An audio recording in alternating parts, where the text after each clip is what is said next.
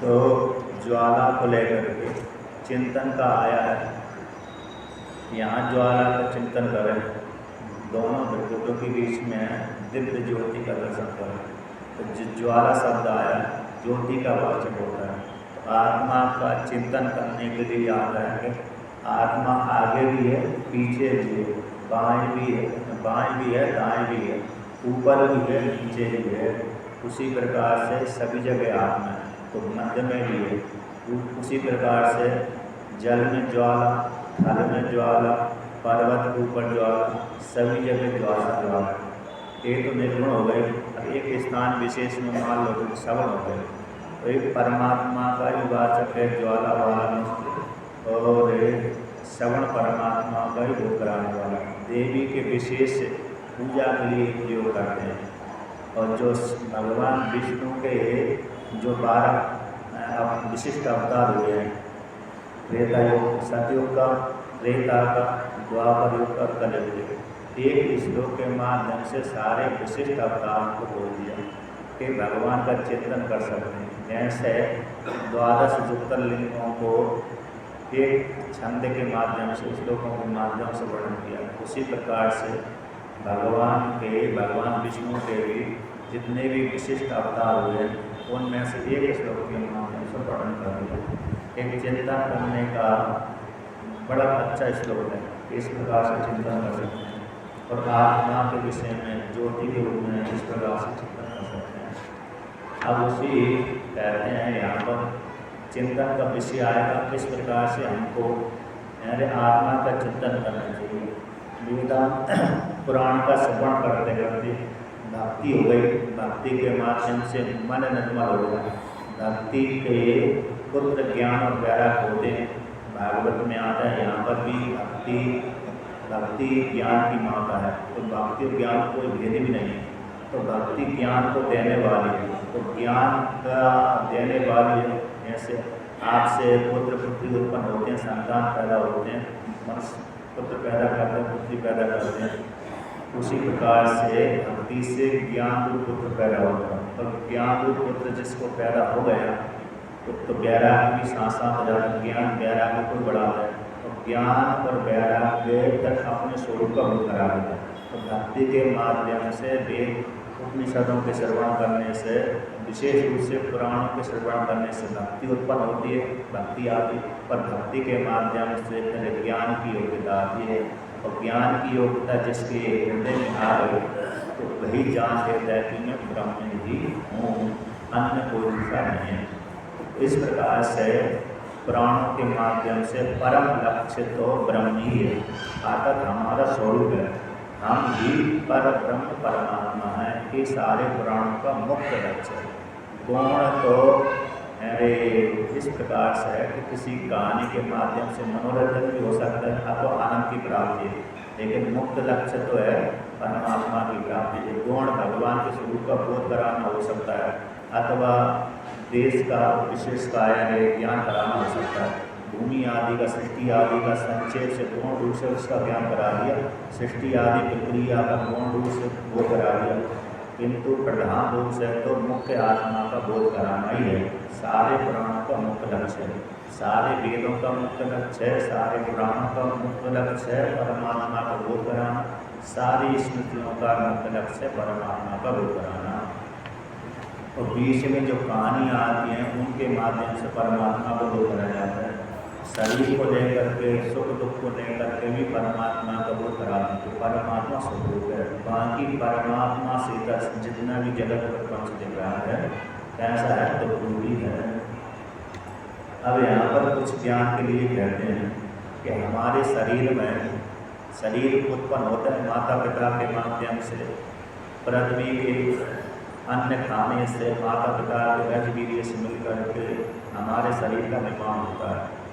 अब पहले निर्माण होता था हमारे शरीर में, कहते हैं मांसपेशियाँ आदि बनते हैं, रोम बनते हैं और नाड़ियाँ बनती हैं। तो कहते हैं हमारे शरीर में 365 पेशियाँ होती हैं, और कहते हैं 3.5 करोड़ हमारे शरीर में रोम होते हैं। और कहते हैं नाड़ियाँ एक जगह आते हैं, सीतानाथ की नाड़ी, 72,000 की नाड़ियाँ होती हैं। अब एक जगह प्रश्नोपनिषद में आता है तो 72,72,10,201 नाड़ियाँ। हमारे पूरे शरीर में जो नाड़ियों की गिनती की गई है कितनी है? कहते 72,10,201 ये हमारे शरीर में नाड़ी है। उसमें से 10 कितनी नाड़ी हैं? 100 संख्या का 72,000 विशिष्ट हो जाती हैं। उनमें से पुनः विशिष्ट कर दिया तो 10 में अंतर्भूत कर दिया, 10 को भी फिर विशिष्ट कर दिया तो 3 में अंतर्भूत कर दिया, 3 प्रदान होती हैं।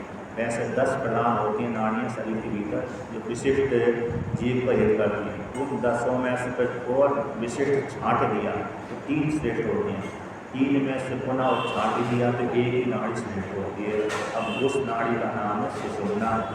3 जो नाड़ियाँ होती हैं इंगला, पिंगला, कीड़ा, पिंगला, सुषुम्ना अथवा सूर्य, चंद्रमा, अग्नि, ये 3 इनके पर्यायवाची नाम होते हैं। सूर्य, चंद्रमा, अग्नि ये नाम होते हैं। इंगला, कीड़ा, पिंगला, सुषुम्ना होती है। इंगला, पिंगला, सुषुम्ना होती है।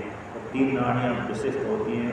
उनमें से एक नाड़ी सुषुम्ना ये विशिष्ट प्रधान होती है। जिस व्यक्ति की जिस काल में सुषुम्ना नाड़ी चल रही है उस काल में उस व्यक्ति के मन में सात्विक विचार उत्पन्न होते हैं, अशुद्ध विचार नहीं होते उस काल में। उस काल में तो उसके मन में दया भाव आदि, करुणा आदि सात्विक विचार उत्पन्न होते हैं। क्योंकि सुषुम्ना जब चलती है तो सत्वगुण प्रदान होकर चलती है। उस इसलिए प्रातःकाल ब्रह्म मुहूर्त में सुषुम्ना नाड़ी बहुत चलती है, ब्रह्म मुहूर्त में चलती है, संध्या काल में चलती है। जिसकी नाक खराब हो गई होगी तो वो बात अलग हुई, जुकाम को लेकर के उसकी नाक नहीं चलती है। लेकिन जिसका जुकाम नहीं हुआ तो वो सुषुम्ना नाड़ी प्रातःकाल ब्रह्म मुहूर्त में चलती है। इसीलिए शास्त्रकारों ने, ऋषियों ने कहा कि ब्रह्म मुहूर्त में उठ करके ध्यान पूजन करेगा तो उसको शीघ्र फल की प्राप्ति होगी, शीघ्र सिद्धि की फल की प्राप्ति होगी। इस प्रकार से वर्णन किया। और शरीर का वर्णन क्यों करा है यहाँ तक के माता पिता के अन्न से हमारा शरीर उत्पन्न होता है। इतने काल तक जीव गर्म रहता है, वहाँ पर इतने कष्टों का फल होता है कि इससे वैराग होता है। हमको अपने शरीर से वैराग हो जाए। यदि हम इस शरीर को उजागर नहीं करेंगे, इस प्रकार से जीव शरीर में जाकर गर्म में रहकर निवास करता है तो व्यक्ति को उसके प्रति आसक्ति बनी रहेगी, शरीर के प्रति आसक्ति बनी रहेगी। इसीलिए उसके शास्त्रकार उसके दोष दिखा देते हैं। तो दोष दिखाने से अपने शरीर के प्रति घृणा हो जाती है व्यक्ति को। यद्यपि अभी तो घृणा नहीं है, जब आप गर्भकाल का चिंतन करेंगे तो निश्चित रूप से घृणा हो जाती है। इसलिए यहाँ पर उसी का घृणा हो जाए, वैराग हो जाए शरीर से, अपने शरीर से आसक्ति न करे कि मैं गोरा, काला, पीला आदि हूँ, इस प्रकार से आसक्ति न रहे। इस हेतु से शास्त्रों में शरीर की उत्पत्ति का वर्णन किया। नहीं तो उत्पत्ति करने का कोई प्रयोजन सिद्ध नहीं है। विशेष रूप से सृष्टि प्रक्रिया का भी इसीलिए उत्पत्ति का दिखलाई गई है। सृष्टि प्रक्रिया कि इस प्रकार से परमात्मा से उत्पत्ति हुई है और परमात्मा में जाकर सृष्टि लीन हो जाती है। तो परमात्मा ही श्रेष्ठ है, परमात्मा से भिन्न कोई दूसरा नहीं। पुराणों में, स्मृतियों में, वेद में आता है कि सृष्टि सत्य है अथवा नहीं, सृष्टि में प्रयोजन है अथवा नहीं है। तो ब्रह्म सूत्र में, उपनिषदों में निर्णय किया है आद्य गुरु शंकराचार्य भगवान ने कि सृष्टि में कोई तात्पर्य नहीं है। सृष्टि जिसने की है उसमें तात्पर्य है, सृष्टा में तात्पर्य है।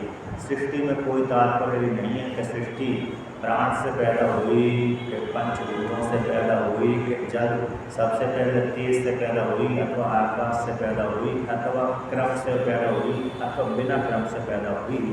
क्योंकि हर उपनिषद में भिन्न भिन्न प्रकार से सृष्टि वर्णन कर देते हैं। पहले इस सृष्टि में कोई प्रयोजन नहीं है। इसमें प्रयोजन है, सृष्टा में प्रयोजन है। सृष्टि जिसने की है उसमें प्रयोजन है, आप उसको जानना चाहिए। इसलिए यहाँ पर सृष्टि की प्रक्रिया परमात्मा को बोध कराने के लिए और शरीर आदि की जो रूप आदि का वर्णन है उसकी दशा बतलाई है, अपवित्रता आदि को लेकर तो उससे घृणा पैदा करने के लिए है।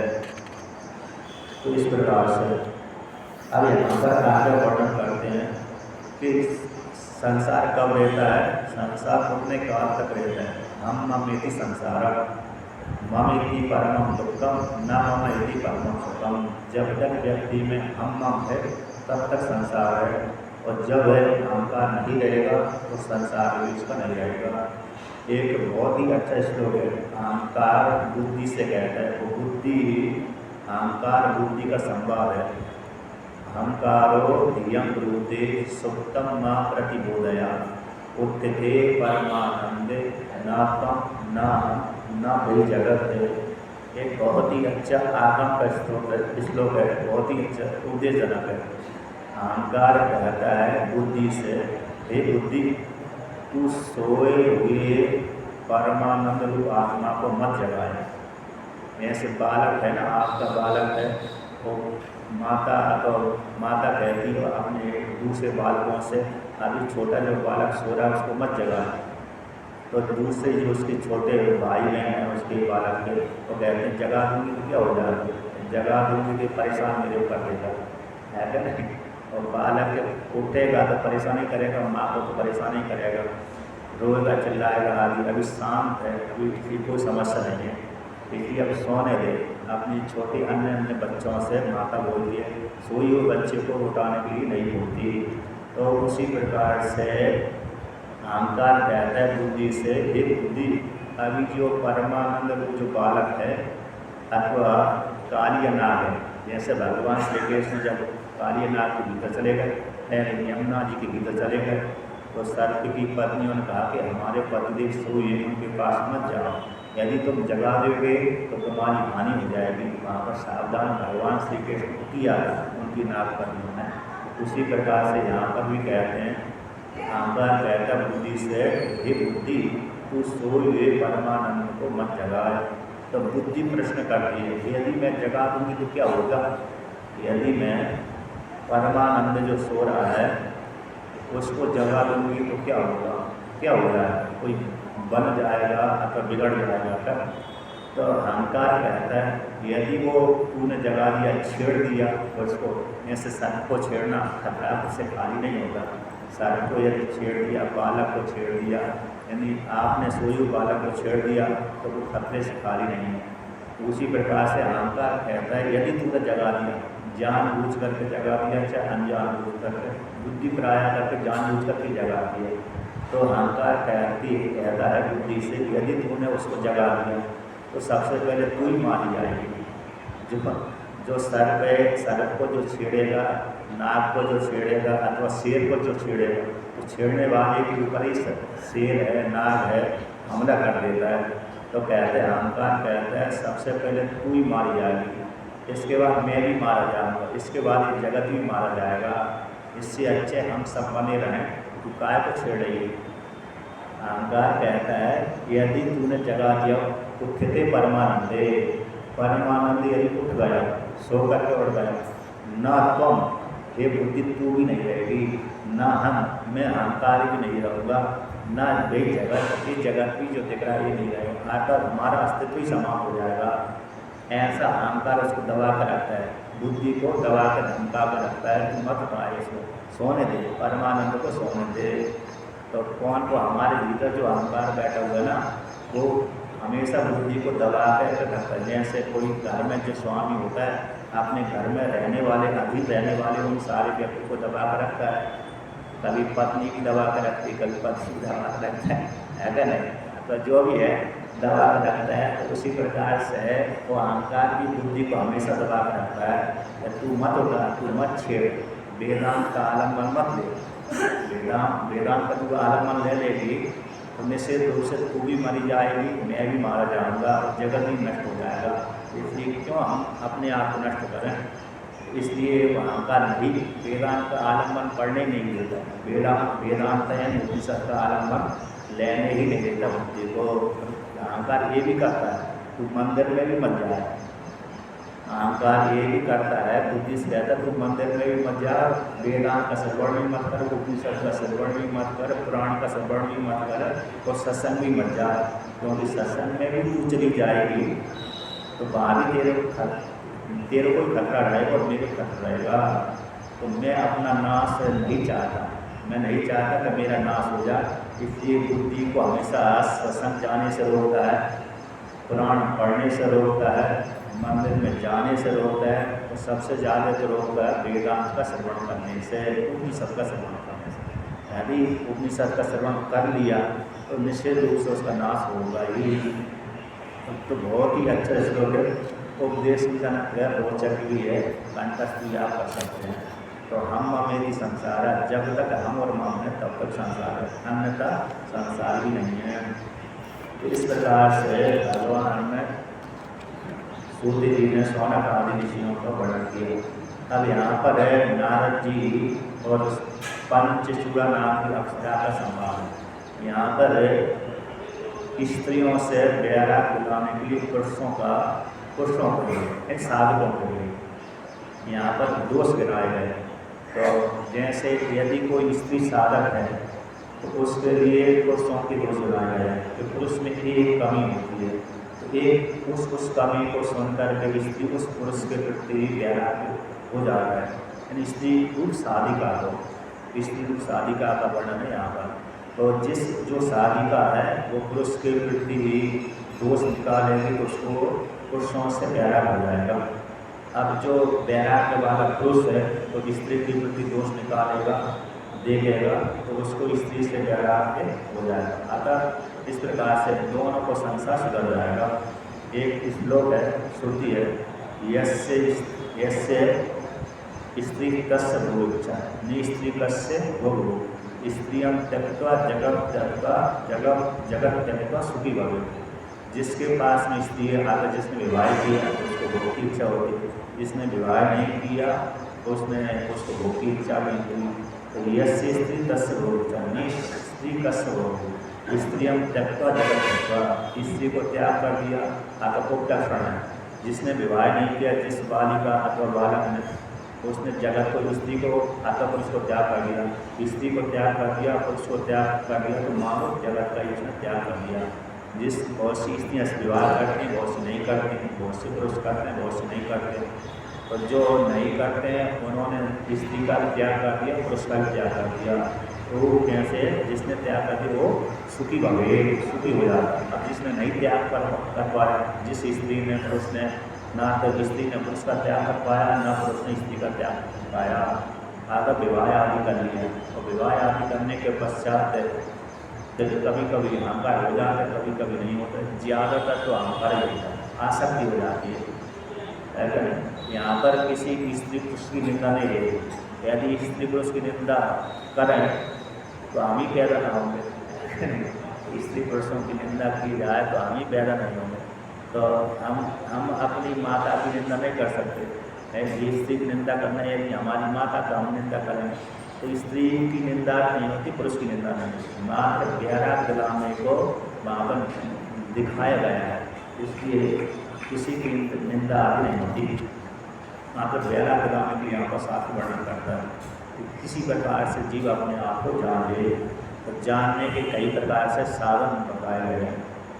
अब इसके पश्चात व्यक्ति पैदा हो गया, 60 वर्ष का हो गया, 70 वर्ष का हो गया, मरण उसको आता उसके क्या हो जाते हैं, उसकी देखने लगता है कि कोई आ रहा है, चाहे वो धार्मिक व्यक्ति है तो उस प्रकार के, तामसिक व्यक्ति उस प्रकार है। तो धार्मिक अधार्मिक व्यक्ति को मरण वाले सूचक मिलने लगते हैं। तो मेरा अंतिम काल आ गया है, इतने साल बाद में चला जाऊँ। वहाँ पर सूचना देने वाले स्वप्न आते हैं व्यक्ति के मन में, सूचक स्वप्न। यद्यपि ब्रह्म स्वरूप में निर्णय किया, स्वप्न सत्य नहीं होते, किंतु सूचना देने वाले संकेत है, सूचना संकेत देकर चले जाते हैं। तो कभी कभी व्यक्ति को संकेत मिलते हैं कि ऐसा यदि दिखता है तो इसकी आयु मात्र 5 वर्ष की रही है, ऐसा स्वप्न देखा है तो उसकी 4 वर्ष की आयु है, ऐसा स्वप्न देखा तो 3 वर्ष की, ऐसा स्वप्न देखा तो 2 वर्ष की, 1 वर्ष की, महीना की, 6 महीने की। कहते हैं जिसके देह में, शरीर में तालु सूख जाए, शरीर टूटने लगे, तो उसका जो जीवन रहता है, जिस व्यक्ति के शरीर टूटने लगे और तालु सूख जाए तो समझ लो 1 महीने में उसका मृत्यु हो जाएगी। अब रामायण में वर्णन किया, जो दक्षिण दिशा में जा रहा है, भैंसा के ऊपर बैठ कर जा रहा है, मुंडा हो गया, पूरे शरीर में तेल लगा दिया, और उसको जो वाहन है वो तट को न जाकर दक्षिण की ओर ही ले जा रहा है, तो समझ लो उसको जल्दी गति आ गई, आधा 1-8 महीने में 2-4-8 दिन में चला ही जाएगा। तो कहते हैं जिसने रात्रि में निग्रह धनुष देखा और मध्याह्न काल में उल्कापात देखा और कौआ आदि गीत आदि से घिरा हुआ है, कौए से घिरा हुआ है, गीत से घिरा हुआ है, तो समझ लो उसकी 6 महीने के भीतर मृत्यु हो जाएगी। कोई किसी को राहु है, चंद्रमा, सूर्य है, एक घूमते 10 साल में घूमता हुआ देखे तो निश्चित रूप से उसकी 6 महीने के भीतर मृत्यु हो जाएगी। अब वो कहते हैं और भी वर्णन करते हैं, तो कभी कभी अपनी छाया नहीं दिखती है, बहुत से व्यक्ति की छाया नहीं दिखती, तो समझ लो उसकी भी मृत्यु जल्दी आ गई। अब ऐसे आँखों को बंद कर लिया, आँखों को, दोनों आँखों को जोर से बंद करो, तो दोनों आँखों को जोर से बंद करने पर आग दिखती है, वहाँ पर चिंगारी बिजली दिखती है, तो जिसको दिखना बंद हो जाए तो समझ लेना जल्दी जाने वाला है।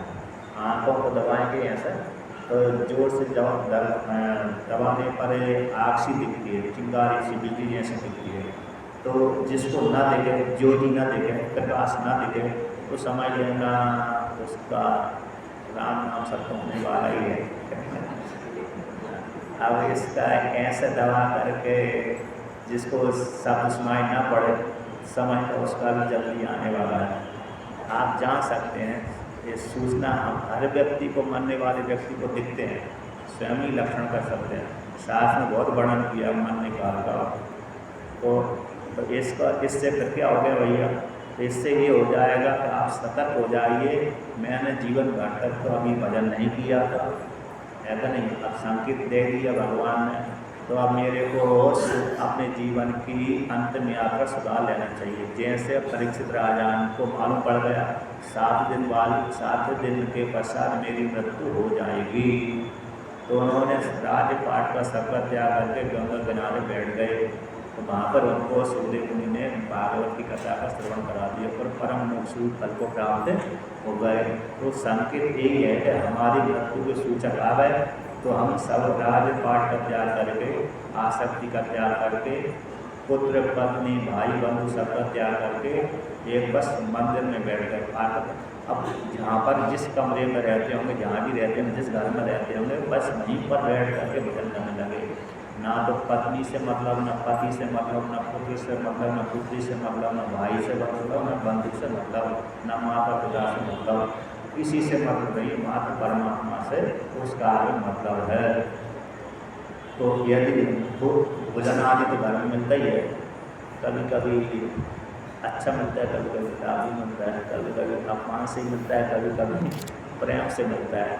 अब जिसके लड़का लड़कियाँ बहू आदि, लड़का और बहू अच्छे हैं तो उसको अच्छे प्रेम से भोजन करा दी। अब जिसकी लड़का और बहू थोड़ी खराब निकल गई तो हो सकता है कभी कभी हो जाता है कि नहीं। एक बाबा, एक महात्मा, जैसे एक शहर है ना, उसी प्रकार से एक महात्मा गाँव के पास में रहता था। अब वहाँ पर महात्मा से हर कोई मिलने आता था। अब एक पुरुष आता था उस महात्मा के दर्शन करने आते ना, उसका लड़का बड़ा खराब निकल गया, तो उसको पीट देता था, कभी मार देता था, कभी भोजन नहीं देता था, तो आश्रम में जाकर के भोजन करता था। एक दिन ज़्यादा थोड़ा दुखी हो गया, ज़्यादा दुखी हो गया, महात्मा से कहा कि मेरे पुत्र ने मेरे को मार दिया, भगा दिया। तो महात्मा ने उसको कहा, अरे जब तुम्हारा पुत्र तुमको इतना परेशान करता है, मार देता, तुम महात्मा क्यों नहीं बन जाते? मेरे पास में तो आती हो, तो यहीं पर लाल कपड़े ले लो अथवा सफ़ेद कपड़े ले लो, वैष्णव बन जाओ, तो सन्यासी बन जाओ, महात्मा बन जाओ। तो ऐसा महात्मा ने उद्देश्य कर दिया। महात्मा की वाणी सुनकर तो व्यक्ति बोलता है, बताओ हमको हमारे अन्न पे आप पल रहे हैं, क्योंकि हमारे महात्मा को दान देते थे, हमारे अन्न के ऊपर पल रहे और हमको विपरीत उद्देश्य कर रहे हैं। अरे मारा तो किसने मारा? मेरे पुत्र ने मेरे को मारा है, दूसरे को ही मारा है। मारा तो अपने नहीं मारा, तो अपने मारने को हालत खराब हो रही है, हानि हो रही है। आपने पुत्र नहीं मारा है, वो पुत्र मेरे से भिन्न ही नहीं है।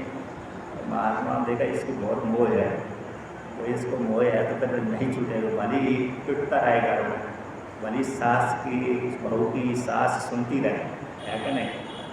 बहू के ताने सास सुनती रहे तभी प्यार नहीं होगा, अथवा बहू की पुत्र की ताने पिता भी सुनता रहे तो तभी प्यार नहीं होगा, क्योंकि मोह बड़ा प्रबल होता है। जन अनेक जन्मांतरों से जीव मोह करता हुआ आ रहा है, इसलिए वो जल्दी नहीं छूटता। बार बार श्रवण करने के पश्चात भी मुश्किल से मोह छूटता है। इसलिए जन्म दुखम जरा दुखम जाया दुखम पुनः पुनः अंतकाले महादुखम तस्मात् जागृहि जागृहि, ये वेद का वाक्य है। जन्म दुखम, जन्म लेते समय बालक को बहुत दुख होता है, वो बालक ही जानता है, और जो प्रसव करती है जो माता जानती है कि नहीं। माता को भी उस काल में कष्ट होता है, बालक को भी कष्ट होता है, दोनों को उस काल में कष्ट होता है। तो जन्म लेते समय बालक और माता को दुख होता है। जन्म दुखम जरा दुखम, बुढ़ापा आता है तो उस काल में तो आपको मालूम पड़ा, जवान है तब तक तो खूब अच्छे कार्य करते हैं, बुढ़ापे में तो ना तो लड़का ज़्यादा सुंदर ना लड़की। अच्छा लड़का तो सुन भी लेता, लेकिन लड़कों के जो लड़के होते हैं ना, वो जब होती है वो तो कहते हैं बुढ़िया चिल्ला ही देगी, तो बूढ़ो चिल्ला ही रहा है, और बूढ़ी और बुढ़िया और बूढ़ा पानी दे जाओ, जल दे जाओ, भोजन दे जाओ, अभी मैं खेल रहा हूँ कहाँ चिल्ला देगी, ऐसे ही बोलते हैं वो। कहते बुढ़ापे में भी वो ख्याल रखते, जन्म दुखम जरा दुखम जाया दुखम।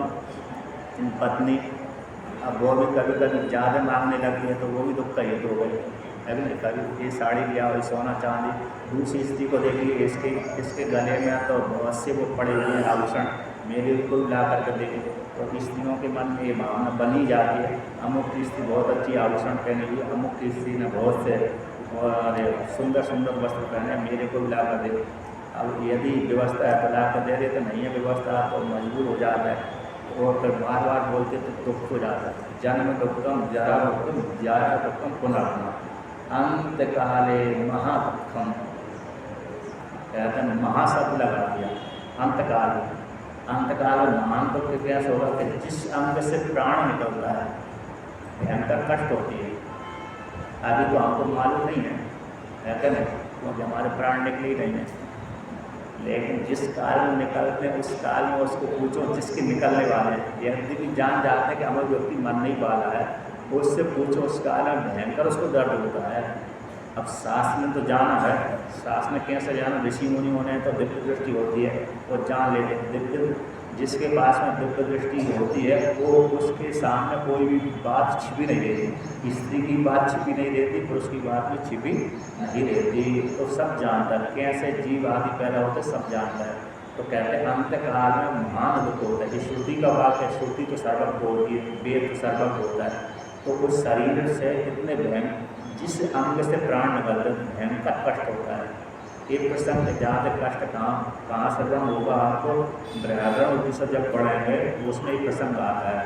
तो जिस अंग से निकलते हैं उस काल में जीवात्मा चिल्लाता है, बहुत शोर कर रहा है, बहुत कष्ट महसूस कर रहा है, लेकिन बाहर उसकी वाणी नहीं बोल पाती, अंतर ही अंदर उसको बहुत भयंकर कष्ट होता, तड़पता है। कभी कभी तो वो तड़पने के कारण हाथ पर पटकता है, आपने देखा होगा। हम कभी कभी जैसे महात्मा है, महात्मा को हमने देखा जिसके शरीर से बहुत कष्ट हो प्राण निकल रहा था, उस काल में हाथ पैर चला रहे थे, लेकिन हाथ से वाणी नहीं बोल पा रहे थे, क्योंकि वाणी उस काल में कार्य करना बंद कर देती है, कार्य करना बंद कर देती है।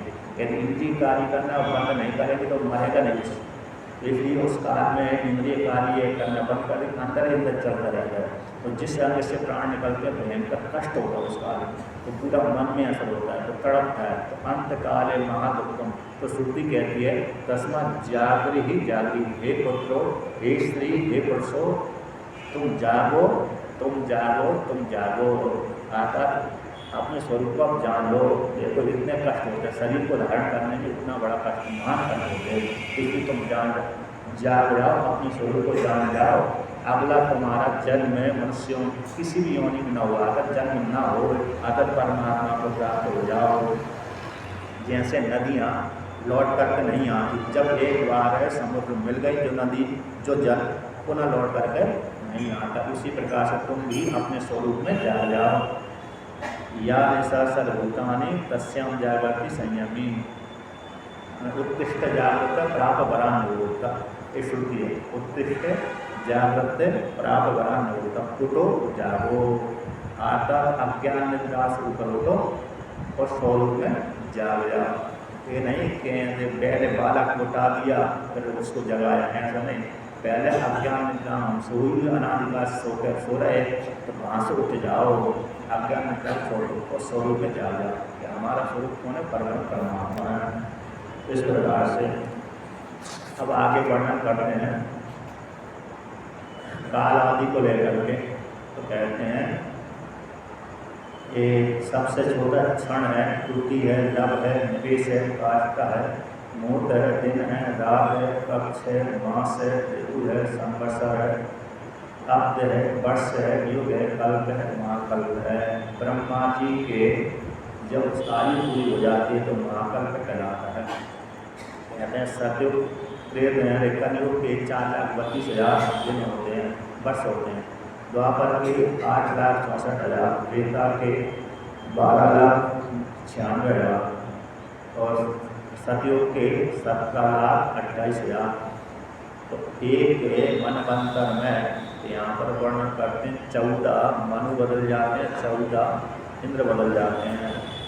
तो एक मनवंतर में यहाँ पर वर्णन किया 1,000, 2,000, सैकड़ा, 1,000, 10,000, लाख, 10 लाख, करोड़, 10 करोड़, 30 करोड़, 67 लाख, 20,000 इतने एक मनवंतर में हो जाते हैं।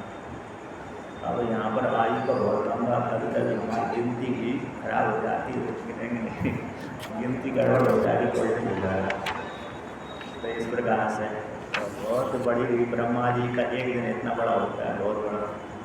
1,000, 2,000, सैकड़ा, 1,000, 10,000, लाख, 10 लाख, करोड़, 10 करोड़, अरब, 10 अरब, है ना।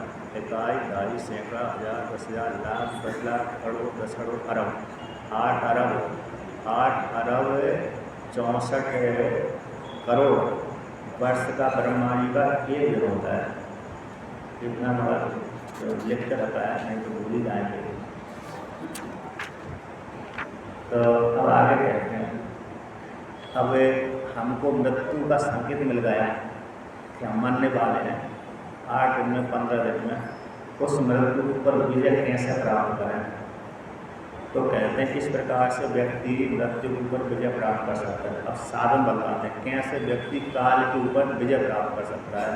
तो 4-5 साधन हैं, 4-5 साधन आप प्रतिदिन कर सकते हैं। तो कैसे हम दोनों अपनी जो है ना अंगुलियों को यहाँ पर दबाएं, यहाँ पर दोनों कानों को प्रवेश करा दें, जोर से प्रवेश करा दें तो एक आपको ध्वनि सुनाई पड़ेगी। तो वो ध्वनि में ध्यान लगाएं। अब ध्वनि में कहते हैं यहाँ पर 1 मिनट तक 1.5 घंटे तक हम इसे दोनों कानों को बंद करके वहाँ पर ध्वनि सुने। तो ध्वनि सुनने से वहाँ पर ध्वनि के ऊपर ध्यान करें। तो ऐसा करने से व्यक्ति को काल के ऊपर विजय प्राप्त कर लेता है। अर्थात उसको ध्यान करेगा, ध्वनि सुनेगा। तो ध्वनि क्या होती, शब्द है, वो शब्द ब्रह्म है। शब्द ब्रह्म में चराचरमयी, ज्योतिर्मयी, वाङ्मयी, नित्यानंदमयी, नित्यानंदमयी, निरंतरमयी, तत्वमयी, चिन्मयी, नित्यानंदमयी, निरंतरमयी, तत्वमयी, चिन्मयी, तत्वातीतमयी, परात्परमयी, मायामयी, श्रीमयी, सर्वैश्वर्यमयी, सदाशिवमयी, मां पाहि मीनाम्बिके। ये मीनाम्बिका स्त्रोत है, पहला है। तो वहाँ पर शब्द ब्रह्ममयी, माता पार्वती को शब्द ब्रह्ममयी बोला है वहाँ पर इस श्लोक के माध्यम से। वो शब्द ब्रह्म होता है। कौन होता है? शब्द ब्रह्म। तो शब्द ब्रह्म है, तो शब्द ब्रह्म के माध्यम से ओम ध्वनि नाद है। तो नाद हमारे शरीर के भीतर चलती रहती है। तो उसी नाद को श्रवण करने से ये धीरज से एक मुहूर्त ऐसे सुनेंगे तो ऐसा सुनते सुनते एक गड़गड़ की आवाज़ चलती, अग्नि की आवाज़ चलती रहती। तो नाद धीरज से ध्यान देंगे तो 4-5 प्रकार की नाद सुनाई पड़ेगी। शंख की ध्वनि, बांसुरी ध्वनि, बादल की ध्वनि, गड़गड़ाहट की ध्वनि, अन्य प्रकार की ध्वनि सुनाई पड़ेगी। तो इस प्रकार से व्यक्ति तो यहाँ पर कहते हैं जो ऐसा सुनता है तो अग्नि से प्रेरित होकर के वो शब्द निकलता है। और खूब 1.5 घंटा प्रतिदिन आप सुनो, एक मुँह से सुनो, तो आप काल के ऊपर विजय प्राप्त कर लेंगे। और दूसरी बात कहते हैं यहाँ पर संध्या काल में जो खाया हुआ था, मतलब इस प्रकार से सुनने से जो शाम का भोजन भी यदि आपने श्रवण किया तो भोजन भी पच जाता है। जिसको गैस की बीमारी है, भोजन नहीं पचता है, तो भोजन पचाने के लिए व्यक्ति 1.5 घंटा ऐसे सुने, ऐसा बंद करके, तो फिर उसका भोजन ही पच जाता है। जो गैस आदि बनती है उसकी गैस बनना ही बंद हो जाएगी उसकी। अतः गैस के माध्यम से शरीर में रोग पैदा हो जाता है, भोजन नहीं पचता है, जठराग्नि कमजोर हो जाए। तो जठराग्नि तेज करने के लिए भी ये साधन है। एक मुख्य साधन तो परमात्मा की प्राप्ति है कि आप श्रवण करेंगे तो आपका मन एकाग्र हो जाएगा, और मन एकाग्र हो जाकर नाथ रूप जो ब्रह्म है, शब्द रूप ब्रह्म है, उस ब्रह्म की प्राप्ति हो जाएगी धीरे धीरे से। तो कहते हैं इस प्रकार से एक हो गया एक विधान। इस प्रकार से आप शब्द ब्रह्म के माध्यम से आप परमात्मा को प्राप्त कर सकते हैं, काल के ऊपर विजय प्राप्त कर लेते हैं। तो कहते हैं वो अनाहत चक्र है, अनाहत ना कभी रुकता ही नहीं है। ऐसे जो लय परमात्मा का शब्द से चलता ही रहता है, वह शब्द ब्रह्म कहलाता है। अनाहतम अनुचार्यम शब्द ब्रह्म शिवम परम ध्यायन्ते देवी सततम सूर्यो यत्नता। यहाँ पर कहते हैं वह ना तो ओंकार है, न मंत्र है, न बीज है, न अक्षर है। ऐसी जो नाद है अनाहत नाद कहलाती, निरंतर चलती रहती, उच्चारण करने की योग्य नहीं है। ऐसा जो शब्द ब्रह्म है, वह उस शब्द ब्रह्म को जो भी स्त्री अथवा पुरुष श्रवण करता है, यत्नपूर्वक श्रवण करता है, वो काल के ऊपर विजय प्राप्त कर लेता है। ये कौन है? जो शब्द है वो ब्रह्म ही है, शिव ही है। माता पार्वती को शिव जी ने उपदेश किया है यहाँ पर, शिव और पार्वती संवाद को लेकर के।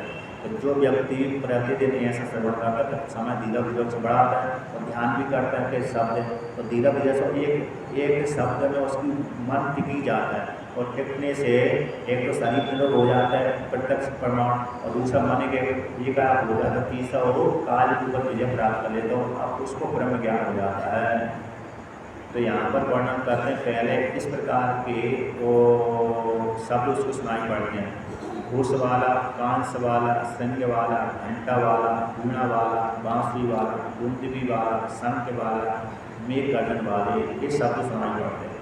एक शब्द तरह ध्यान करते करते करते शिव जी का निरंतर चलने वाला अनाहत शब्द सुनाई पड़ता है। तब इसके पश्चात ऐसा शब्द ब्रह्म को वर्णन कर दिया, इस प्रकार से काल को जी सकते हैं। अब दूसरा और है साधन बताते हैं कि प्रातःकाल होकर के प्राणायाम, तो प्राणायाम बार बार करते रहो, तो प्राणायाम से भी प्राणायाम करते करते ओम का उच्चारण करेंगे, तो ओम का उच्चारण करने से, प्राणायाम करने से आप काल के ऊपर क्रिया प्राप्त कर लेंगे। फिर प्राणायाम से आपकी जठराग्नि तेज हो जाएगी। मैंने भी एक बार सिद्ध की प्रयास किया, नगर परिक्रमा में था, तो एक आसन में 5-6 महीने रहा, तो मैंने प्राणायाम चालू किया वहाँ पर, तो मैं तो 4 महीने में 3 मिनट 4 मिनट तक हो पाया। 3 महीने का अभ्यास किया, 1 मिनट तो सामान रुक जाता है अपना तो, लेकिन 2 मिनट बढ़ाया, 3 मिनट बढ़ाया, 4 मिनट तक मैं ले गया। अब उस कारण जब प्राणायाम करने लगा तो मेरी भूख भी बढ़ गई। भूख क्यों बढ़ गई? तो जठराग्नि तेज हो गई मेरी, जठराग्नि तेज हो जाती है। अब जठराग्नि इसकी तेज हो जाती है तो उसको भूख ज़्यादा लगने लगती है, फिर उस कारण फिर शरीर भी निरोग हो जाता है, क्योंकि जठराग्नि तेज हो गई तो कुछ शरीर में बचा नहीं तुरंत ही, तो उसका बीमारी आ ही नहीं रहती।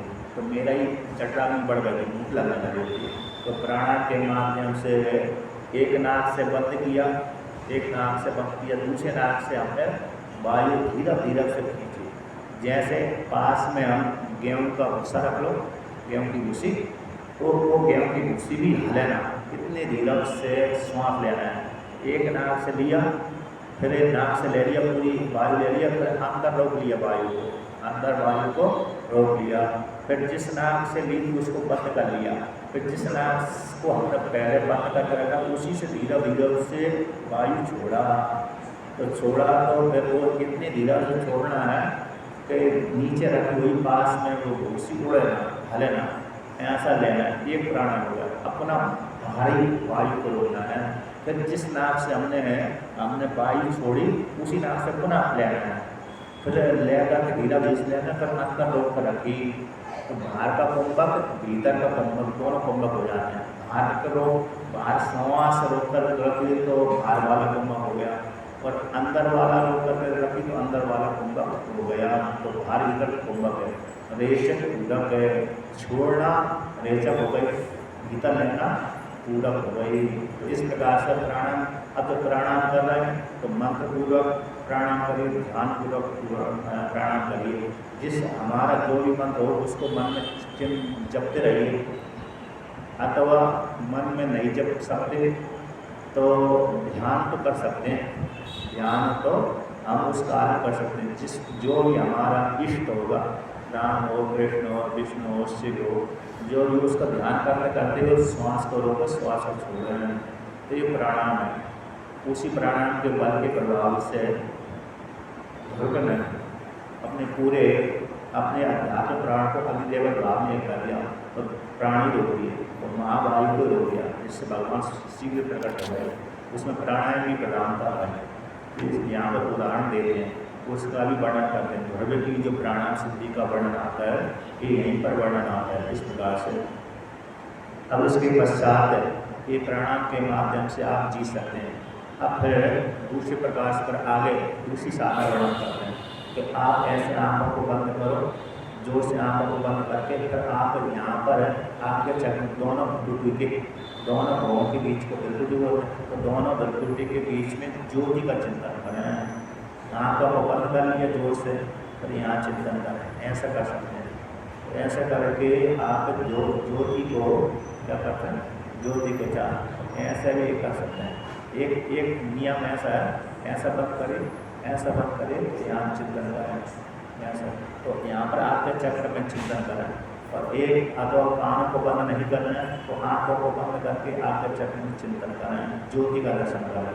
तो ऐसा करने से यहाँ पर कहते हैं जो व्यक्ति दोनों नेत्रों की हाथ की अंगुली से दबा करके एकाग्र चित्र होकर के आधे मुहूर्त भी ध्यान करता है तो काल को जीत लेता है। यहाँ पर तो दोनों विकल्प दिए हैं कि जो कोई व्यक्ति आँखों को दबा करके यहाँ ध्यान करता है ज्योति का, तो जैसे आप बताओगे तो आधे मुहूर्त भी करोगे, आधे घंटा 1 घंटा भी करोगे, उसका उतने काल में प्रतिदिन करोगे तो काल को जीत लोगे। कहते भगवान के मध्य में लड़ाट में स्थित जो भगवान सूर्य है, काल सूर्य है, सूर्य भगवान अग्नि कोई सूर्य है, उसका ध्यान करना चाहिए। अब ध्यान करने से जिसकी सिद्धि हो गई, 1 घंटा 2 घंटा प्रतिदिन करता है, तो कहते हैं उसके शरीर में उसका शरीर कमनीय हो जाता है, आगे शरीर में परिवर्तन हो जाता है। बूढ़ा होगा तो जवान हो जाएगा, बूढ़ा यदि वो पुरुष अथवा स्त्री होगा तो पुरुष से अथवा स्त्री बूढ़ी होगी वो भी करेगी तो वो भी जवान हो जाएगी, और पुरुष से यदि बूढ़ा है वो भी उसको ऐसे करेगा तो वो भी जवान हो जाएगा।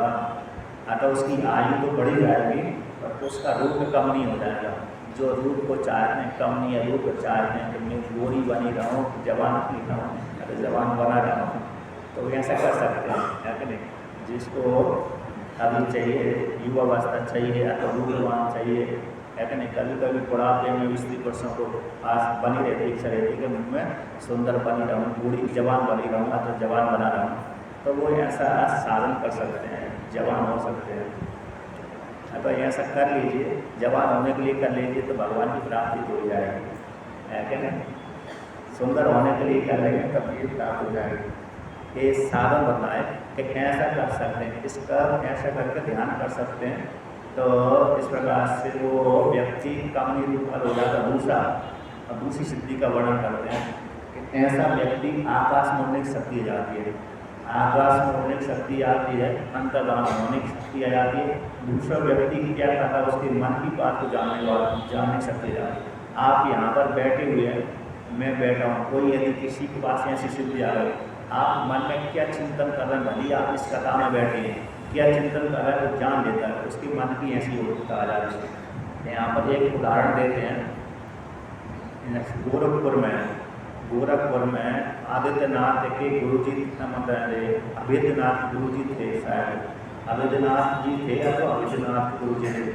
तो उस काल में छोटा था तो मंदिर था, तो वहाँ से वो मंदिर कोई व्यक्ति वहाँ से दरवाजे से, ये आश्रम है ना, यहाँ पर हम बैठे हुए और रास्ता वहाँ से व्यक्ति किसी को फुर्सत को किसी को समय ज़्यादा होता तो मंदिर में दर्शन करके महाराज जी के दर्शन करने के लिए आते थे। तो किसी को समय ज़्यादा नहीं था तो वहीं दरवाजे से वो प्रणाम करके चला जाता था महाराज जी को। तो सत्संग में लोग बैठे रहते थे तो महाराज जी जब सत्संग करते थे कोई व्यक्ति प्रणाम करके जाता था तो वो प्रणाम सत्संग के बीच में ऐसे बीच में ला देते, जो प्रणाम करके स्वीकार कर लेते थे। तो जो सत्संग सुनने वाले जो व्यक्ति हैं वो कहते हैं महाराज जी आपको कोई बीमारी तो नहीं है क्योंकि आपने देखा होगा ना किसी के शरीर में कंपन होता है, कोई पैर हलाता रहता है, जैसे सत्संग में जो कुर्सी पे बैठते हैं वो भी कभी कभी पैर हलाते रहते हैं, वो बीमारी है। और कोई पालकी मार करके बैठा तब भी उसकी पैर चलते रहते हैं, वो बीमारी उसकी बीमारी वो बीमारी है, मानसिक रोग है, वो बीमारी को भी मारता है। अब कोई बैठा रहता है तो उसका हाथ ही हलता रहता है, अब कोई गर्दन हिला रहता है। मैंने देखा है एक व्यक्ति का तो गर्दन हिलती रहती है, वो बीमारी थी उसकी। और जो पैर हिलाता रहता है, जो अभी भी आप उसी बैठ में कोई ना कोई हिलाता रहता होगा इस दिशा पर, तो वो बीमारी की संकेत है वो। तो उन्होंने कहा था तुम आप बीच बीच में गर्दन हिला रहे हो तो बीमारी है क्या? तो नहीं भाई बीमारी नहीं है, तुम क्यों हिला रहे हो? उन भक्तों ने पूछा महात्मा जी से, तो मैं इसलिए बीच बीच में लाता हूँ तो रास्ते से कोई जाकर तो मेरे को प्रणाम करता है, मैं उसको प्रणाम को स्वीकार करता हूँ कि आप हमको देखता नहीं, कोई याद नहीं है, आप कैसे झूठ बोल रहे हो, आप तो झूठ बोल रहे हो। ये संकेत होता है ना, कोई आएगा तो जवाब अच्छी बात है, लेकिन कोई दिखता नहीं है, नहीं आपको नहीं दिखता मेरे को दिखता है, अमुक व्यक्ति वहाँ से जा रहा है वो मेरे को प्रणाम करके गया, मेरी दूरदृष्टि सिद्ध है। तो महात्मा जी ने नाथ जी थे, शायद आदित्यनाथ जी हैं अथवा उनके गुरु थे, ऐसे थे। आदित्यनाथ के जो मुख्यमंत्री है ना उनके गुरु थे अथवा उनके गुरु जो भी है वो थे, वहाँ की हिस्सा है। तो कहते हैं वो इसलिए वो उनकी दूरदृष्टि सिद्ध थी। तो दूरदृष्टि वाले व्यक्ति को ये दीवार आती है आगे नहीं करती। उसी प्रकार से आप चाहें दूरदृष्टि देखने की योग्यता है तो आप ऐसा साधन कर सकते हैं। इस प्रकार से यहाँ पर वर्णन किया। अब और भी आगे करते हैं। तीसरा है एक जीव है ना, एक जीव, इस जीव को मोड़िए, एक नीचे है तालु की उदय एक स्तन लटका रहता है, हमारे इसको स्तन भी बोलते हैं, लंबी काई बोलते हैं उसको। उसको छुड़ा, उसको स्पर्श कराओ तो इसको स्पर्श उससे अमृत टपकता रहता है। तो अमृत जब टपकता रहता है तो बिना खाए पिए व्यक्ति कई वर्षों तक रह सकता है। तो इससे भी अमृत की फल की प्राप्ति हो। किसी किसी की जिब्बा पतली होती है, जैसे माताओं की जिब्बा बहुत पतली होती है, उनके लिए सुविधा है। मेरी तो बहुत मोटी होती है, मोटी होती है इसलिए काम नहीं करती, कभी मोटी नहीं मोड़ पाती, तो इसको बढ़ाना पड़ेगी। एक लड़की का मैंने फोटो देखा और मोबाइल में देखा, तो आपने जी को निकाल तो कान से लगा दी थी, कभी इधर से लगा दी, इधर इधर इधर, कभी यहाँ तक ले जा रही थी। और फोटो में वीडियो में देखा है मैंने तो उसको, तो इस लड़की थी वो, एक लड़की का थी कि लड़की का, और यहाँ तक भी ले जाती, यहाँ तक भी ले जाती, और यहाँ तक भी ले जाती, यहाँ तक लगा दी। अब वो उसकी दृष्टि यदि इस प्रकार हो जाए कि मैं अपनी जिह्वा को मोड़ करके तालू में लगा दूँ तो वो दिव्य, उसके पास में दिव्य शक्ति है, लेकिन वो उसके पास में ऐसी योग्यता नहीं है, मतलब ये उस तरफ उसका मन नहीं जा रहा है। लेकिन उसने क्या मालूम कैसा है, जिह्वा को बहुत लंबी की है। जैसे आप भी चाहें तो जिह्वा को लंबी कर सकते हैं। दूसरा विकल्प आता है नीचे की जो ऊपर नहीं मोड़ने देते, एक आता है ऐसा, वो उसको काटते हैं, जो साधना करने वाले उसको काट देते हैं, धीरे धीरे से काट देते हैं, खून निकलता है, लेकिन खून के पास में कुछ औषधि देते हुए वो खून को दबा देते हैं। तो जिह्वा को बढ़ाने के लिए एक साधन है। तो कभी कभी कट जाती है तो रसना इंद्रिय तो कार्य करना बंद कर देती है। बहुत से लोग व्यक्तियों को रस का स्वाद नहीं आता, रसना इंद्रिय का, जिसकी कट गई है तो बिगड़ गई थोड़ी, तो फिर वो रसना इंद्रिय काम करना बंद कर देती है। तो जीव को हम बढ़ा सकते हैं। तो साधन आता है किस प्रकार से बढ़ाएं, प्रतिदिन उसको जीभ के द्वारा साफ करें, थोड़ा खींचें, कपड़े से खींचें, ऐसा खींचें तो खींचते खींचते खींचते व्यक्ति यहाँ तक रह जाएगा, नाक से लगा सकते। मेरा तो नहीं लगता, मोटी जीभ है इसलिए नहीं लगता। आप चाहें तो माताओं की जीभ पतली होती है, पतली जीभ होती है इसलिए माताओं का गला सुरीला होता है, माताओं का गलस लीला इसीलिए होता है कि उनकी जिन पर पतली होती है। पुरुषों की गलस लीला इसलिए नहीं होता कि थोड़ी मोटी होती है उनका, तो पतली जीभ पर जल्दी खींच करके आगे बढ़, यहाँ तक जिसने कर लिया नाक से लगाना चालू कर लिया तो उसकी जीभ उस इस तरह से लटक जा स्पर्श कर लेती है। इस तरह से जब लटक गई तो समझ लो वो यदि सामना करे तो अमृत का पान कर सकता है, इस प्रकार से। तो ये वर्णन कर दिया आपको। अब वो कहाँ तक वर्णन करें,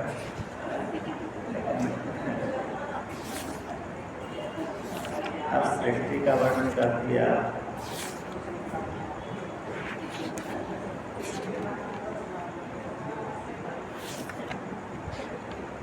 अब बहुत ही इसमें अश्विनी कुमार की कथा को लेकर कहते हैं। अश्विनी कुमार सूर्य भगवान की पत्नी थी संज्ञा। अब संज्ञा सूर्य भगवान के तेज को सहन नहीं कर पाई, तो उससे विवाह जब हुआ तो तुष्टा की वो पुत्री थी, विवाह हुआ तो उससे तो कहते हैं श्राद्ध दे। तो जब प्रजापति हुए यमराज और यमुना, ये 3 पुत्र संज्ञा से पैदा हुए। 3 पुत्र श्राद्ध देव पैदा हुए। श्राद्ध देव जो भविष्य में मनु बने थे, और यमराज और यमुना ये 3 पुत्र संज्ञा से पैदा हुए। अब वो सूर्य भगवान के तेज को सहन नहीं कर पाए, उसने एक छाया स्त्री को निर्माण किया और निर्माण करके उसमें चेतन प्रवेश करा दिया। अब देवता थी वो, तो देवता के कारण ऐसा करने में समर्थ हो जाती है। ऐसे माता पार्वती ने अपने उपकरण को ही पुरुष बना के बालक पुरुष बना करके उसे चेतन का आरोप कर दिया। तो देवता होने के कारण, देव कोटि के होने के कारण, उसी प्रकार से ये भी देव कोटि की थी, इसी हेतु इसमें सामर्थ्य। इसने एक स्त्री का निर्माण किया छाया का, और छाया का निर्माण करके उसको उत्पन्न करके चेतन आदि करके कहा कि तुम तो मेरी प्रतिरूप छाया हो, तो मेरे पति के साथ रहो। वो मेरे जो दोनों 3 पुत्र हैं, 2 पुत्र 1 पुत्री है, इनको अपने पुत्रों के जैसे पालन करना, और तुम मेरे पति से भेद नहीं बताना। तो मैं जा रही हूँ, तुम मेरे पुत्रों को अपने पुत्र मान कर रखना, पालन करना। उसने कहा जब तक मेरे ऊपर कोई अत्याचार नहीं करेगा तब तक वेद नहीं बोलूँगी, और जब अत्याचार करेगा तब वेद बोलूँगी। तो ठीक है, ऐसी बोल करते हुए पिता के घर में चली गई संज्ञा। तो वहाँ पर पिता तुष्टा ने कहा कि तुमको बिना बुलाए, मेरे बुलाए बिना तुम क्यों आ गई? आता यहाँ पर कोई उत्सव नहीं है, चलो आई गई, पिता घर में पुत्री आई गई, कोई बात नहीं। 1 दिन 2 दिन, 1 दिन होगा, 2 दिन होगा, 3 दिन होगा, 4 दिन होगा, अब चली जाओ। तो गई नहीं। तो बार जब उसके पिता ने पूछा कहा तू यहाँ क्यों रह रही है, क्या कोई गड़बड़ तो नहीं हो गई? पति पत्नी में झगड़ा हो जाता है, पति पत्नी में झगड़ा हो जाती थी, पत्नी रूठ करके चली जाती। एक गाना भी बनाया शिव को पार्वती को लेकर के, माता पार्वती कभी रूठ के चली गई भगवान भोलेनाथ से, तो बाराबंकी में रहता था, वो माता सुनाती थी। अब वो सुनाना योग्य नहीं है, ठीक नहीं है, कैसी गाना है, पत्नी का रूठ कर चली जाना है। तो कहते हैं पति पत्नी झगड़ा हो जाता है, रूठ के पत्नी मायके चली जाती है। उसी प्रकार से तू भी रूठ करके आ गई, कोई झगड़ा नहीं हो गया। बार बार उसके पिता ने अरे कहा तू चाह अपने पति घर में जा, मैं बहुत दिन हो गए, तूने मेरे दर्शन कर लिए, माता पिता सुन लिया, सब कुछ हो गया, अब तेरे को अपने पति के पास में जाना चाहिए, यहाँ पर अब रहने का अधिकार नहीं है। क्यों नहीं है? एक इसमें एक है और एक श्लोक है, युक्ति है कि बालिक स्त्री को लेकर के आता है, पिता रक्षति कौमारे, भर्ता रक्षति यौवने, पुत्र रक्षति बालके नास्ति स्वतंत्र मारती। एक मनुस्मृति है, वेद का वचन भी है। पिता बालिका को जब तक कुंवारी है, विवाह नहीं हुआ, तब तक पिता की रक्षा करता है। जिस दिन से विवाह हो गया उस दिन से रक्षा का भार है पति की पश्चात। तो पिता रक्षति को हमारे पिता रक्षति यौवने, युवा अवस्था में विवाह के पश्चात पति उसकी रक्षा करता है। जब पुत्र बड़े हो गए उसके, यानी पुत्र उसके 25-30 वर्ष हो गए, तो पुत्र रक्षति बालक थी। वृद्धावस्था में तो पुत्र ही अपनी माता की रक्षा करता है। तो न स्त्री स्वतंत्र में रहती, तो स्वतंत्र नहीं। यदि स्वतंत्र हो जाए तो कभी कभी स्त्रियाँ फिसल जाती हैं, फिसल फंसाने वाले उनको फंसा लेते हैं, तो इसलिए फिसल जाती हैं। तो इसलिए वहाँ पर स्वतंत्र ऐसे हो जाने पर गड़बड़ हो जाता है। जैसे उदाहरण आता है विदर्भ देश की जो उग्रसेन की पत्नी अपने मायके चली गई। अब मायके चली गई तो वहाँ पर एक राक्षस से गया, आकाश मार्ग से जा रहा था, गंधर्व पर दैत्य था, एक सदा। उसने इस उग्रसेन की पत्नी को देखा, और पत्नी को देखकर उसके जानकारी देख करके लगा देखी ये तो उग्रसेन की पत्नी है। उसने एक पति बैठा है जिसके साथ में संबंध बनाऊंगा तो नहीं, यहाँ से जाऊँगा तो संबंध नहीं बना।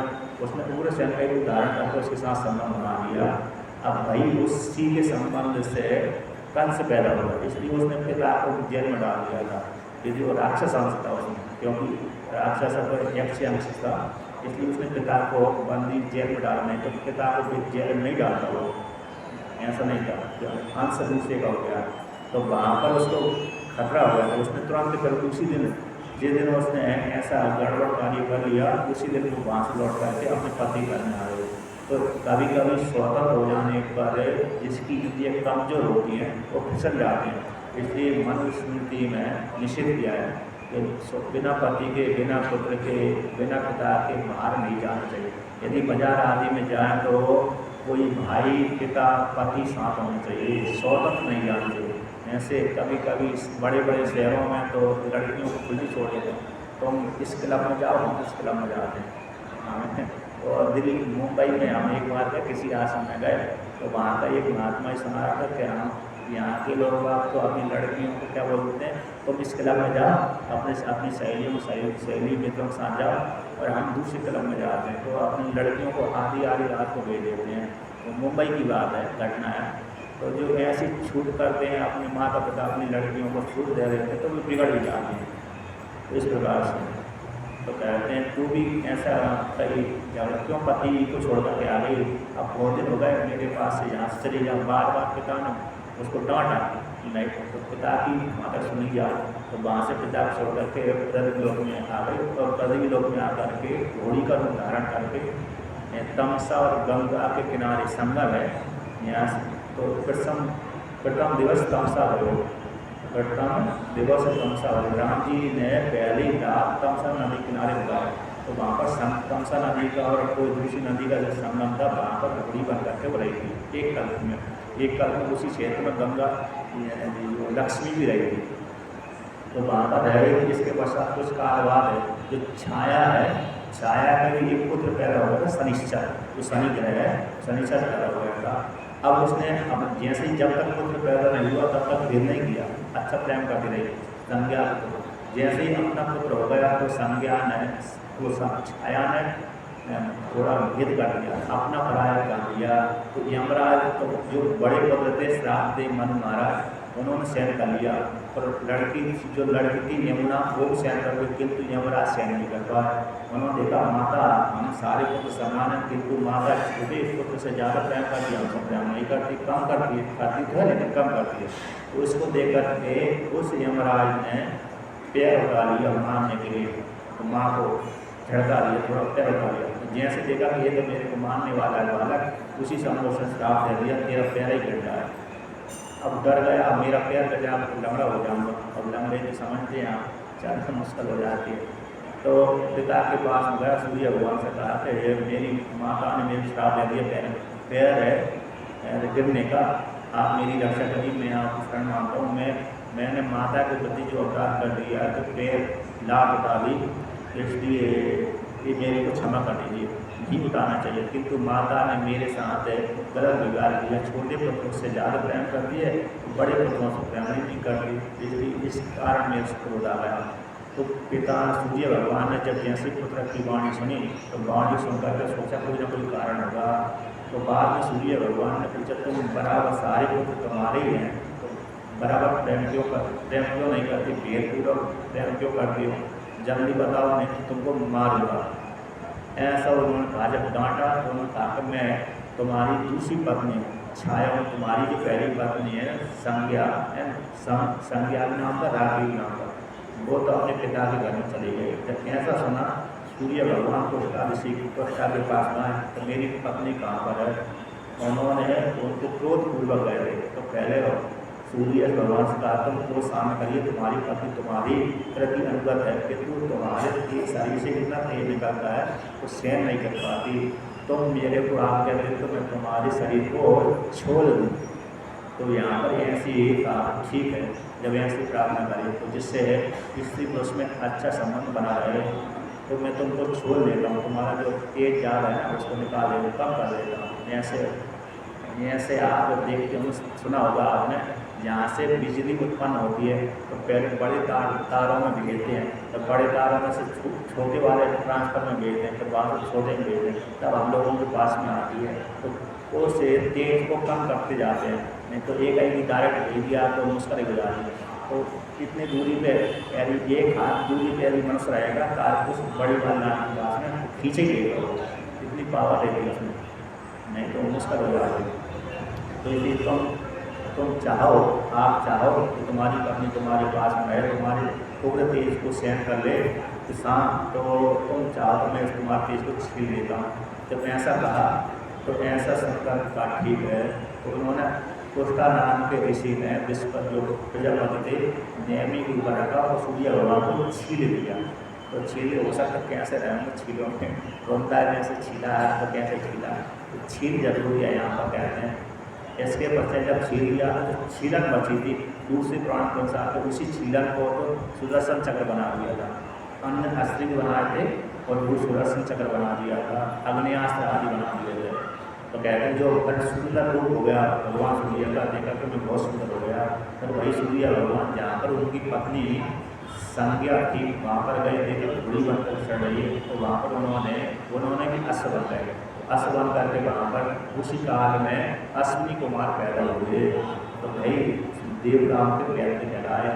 इस प्रकार से अश्विनी कुमार सूर्य भगवान के पुत्र कहलाए। सूर्य भगवान के पुत्र एक तो राजदेव नाम के मनु पैदा हुए, उन्हीं से फिर मनु के वंश सूर्य वंश से चंद्रवंश बना।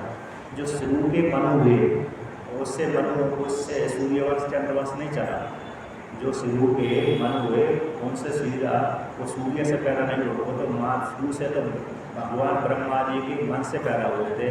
ब्रह्मा जी के शरीर के दो भाग थे, एक भाग से भगवान ब्रह्मा जी ने मनुष्य रूप से उत्पन्न किया था, अपने को उत्पन्न किया। उस काल में सृष्टि मन उन्हीं से ही मानव संज्ञा हुई थी, और बाद में तब उपाधि में मनु आते हैं, बाद में उपाधि वाले मनु आते हैं वो सूर्य से पैदा होते हैं। नहीं, पहले वाले आदि मनु किसी से पैदा, ब्रह्मा जी से पैदा होते हैं, जिनको विराट बोलते हैं, विराट से पैदा होते हैं। इस प्रकार से ऐसे सूर्य भगवान के बहुत से पुत्र हुए, उसमें से एक प्रधान है। पुत्रियाँ भी कई कई होती हैं, तो यमुना भी पुत्री है, दूधपापा भी पुत्री है, अन्य पुत्री है। इस प्रकार से वर्णन कर दिया। और आगे की कथा कल करेंगे। दुर्गा सप्तशती को लेकर तो वर्णन करेंगे। यहाँ पर जितनी जो दुर्गा सप्तशती आती है, देवी की कथा आती है, तो देवी की कथा का प्रसंग आ रहा है। माता पार्वती ने भी अपने रूप को धारण करके महिषासुर मर्दिनी दुर्गा, कढ़ामुली, अन्य अन्य रूप धारण काली बन करके अन्य अन्य देवताओं को मारा का संहार किया था। उसकी कथा को कब कहते हैं?